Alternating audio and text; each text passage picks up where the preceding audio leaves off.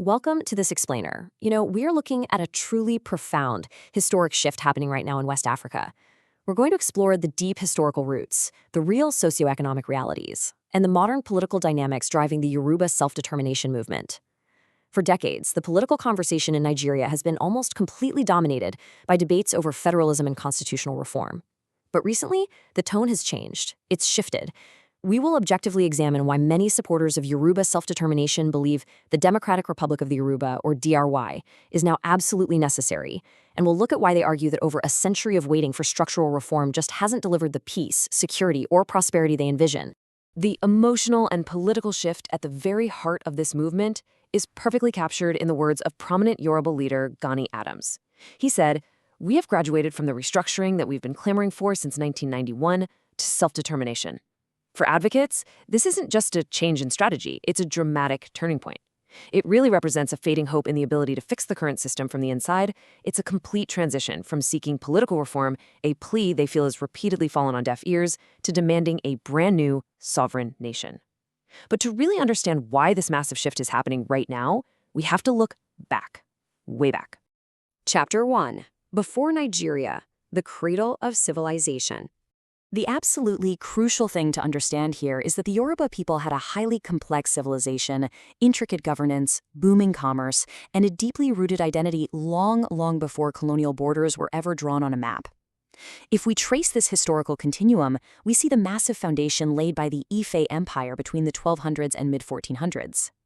Ile-Ife was this incredible forest-based spiritual nucleus, the absolute cradle of Yoruba kingship and identity. Then, moving into the 15th and 16th centuries, the Oyo Empire emerges. And Oyo completely shifted the dynamic. They utilized a highly militaristic cavalry and brilliant centralized administration. By the 17th and 18th centuries, Oyo reached its peak, expanding its political and economic control far across Yoruba land and the Niger Valley. We are talking about a thriving, globally connected civilization. What's truly fascinating about this pre-colonial Yoruba governance is its incredibly sophisticated separation of powers. It's like a perfectly balanced scale. On one side, the Only of Ife held the ultimate spiritual primacy and cultural legitimacy. Meanwhile, on the other side, the Alafin of Oyo held political hegemony and sheer military might. They had a brilliantly working system of checks, balances, and mutual respect. Supporters of self-determination frequently point back to this exact era. For them, it is absolute proof that the Yoruba possess the inherent cultural and administrative DNA to govern themselves successfully today. Chapter 2. Over 100 years of waiting. The fading hope of restructuring. So, in 1914, Lord Lugard and the British colonial administration forcefully amalgamated vastly distinct nationalities into a single entity called Nigeria. And it created a fragile peace, a coercive unity that over the course of a century has deeply frayed. Many supporters argue that after decades of political promises and endless restructuring debates, meaningful change has remained painstakingly slow or just entirely unrealized. In 1960 and 1963, Nigeria actually practiced a regional federalism. During this time, the Western region, the Yoruba homeland, enjoyed strong autonomy, which allowed them to develop rapidly at their own pace. But then, in 1966, military incursions suspended the constitution, essentially destroying that true federalism. Fast forward to 1999, and the country was handed a constitution that advocates describe as fundamentally flawed and massively over-centralized. It placed immense overbearing power in the hands of the central government, completely suffocating local innovation. The economic reality of this over-centralization is just stark. Look at this. Currently, the federal government takes over 52% of the national revenue. State governments get about 26%, and local governments are left with just over 20%. Some believe this heavily skewed allocation completely pauperizes local states, basically turning them into mere appendages of the center in what critics call a feeding bottle system. The logic is simple. When the federating units do not control their own resources, they literally cannot adequately fund their own development. Chapter 3. Security, Dignity, and Daily Life. When the center cannot hold. This isn't just about abstract constitutional theory, it is about real human lives. It's about how people live, work, and just survive day to day. We really have to ask ourselves, what happens when decades of restructuring debates completely fail to protect the people? What happens when communities feel deep down that the central government can no longer guarantee their safety, their security, or their economic dignity? Well, according to self-determination supporters, the answer is massive public frustration and a completely necessary shift toward self-reliance. The region has faced extreme community insecurity, with a terrifyingly rising public fear of kidnapping and violence. Severe economic hardship has taken deep root at the local level, leading to intense youth frustration over unemployment and a sheer lack of basic opportunity. In direct response to this insecurity, we saw the necessary rise of the Amatecan Security Network in 2020. This was a local, grassroots effort by Western states to protect their own people when central law enforcement was perceived as completely inadequate. Advocates point to these harsh daily realities as absolute proof that current national policies are just failing the region. Chapter 4. Why supporters believe D.R.Y can work. The economic promise. If the current system is failing, then what exactly is the alternative? Well, consider the immense economic promise of the region. This is anchored by the massive Apapa and Tin Can Island seaports complex in Lagos. These ports alone handle an estimated 60% of all imports into West and Central Africa. That is huge. They are absolute economic engines. Supporters argue that if these maritime hubs were fully controlled locally, completely free from current bureaucratic bottlenecks and over-centralized mismanagement, they could single-handedly transform the region's economic fortunes.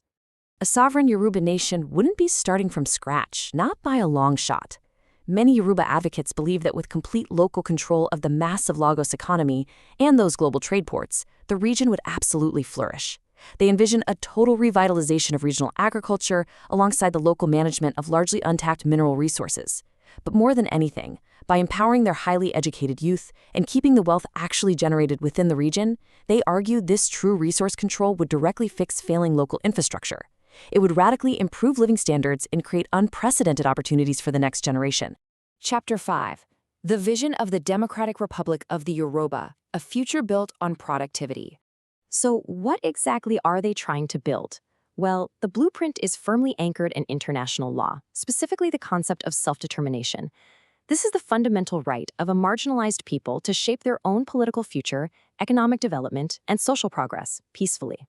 It's absolutely crucial to understand that this is a vision centered not on grievance, but on a powerful, fundamental desire to reclaim their identity and manage their own destiny after feeling marginalized for so long within the larger Nigerian Federation. The core economic philosophy here is a radical, night-and-day departure from the status quo. Supporters often describe the current Nigerian system as a rent-seeking, money-sharing economy that's basically stuck in a permanent consumption mode. Just sharing the oil wealth without ever baking a new cake. The D.R.I. vision is the exact opposite. It's a complete transition to a highly productive economy. And crucially, this vision deeply emphasizes the restorative power of youth participation.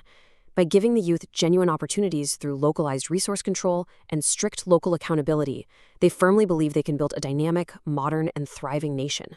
The vision for the Yoruba nation really rests on 4 core pillars.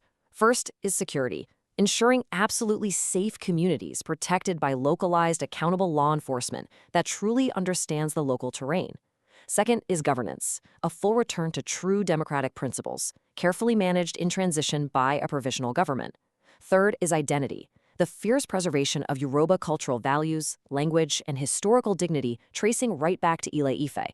And finally, coexistence, a massive focus on peaceful relations, justice, and prosperity.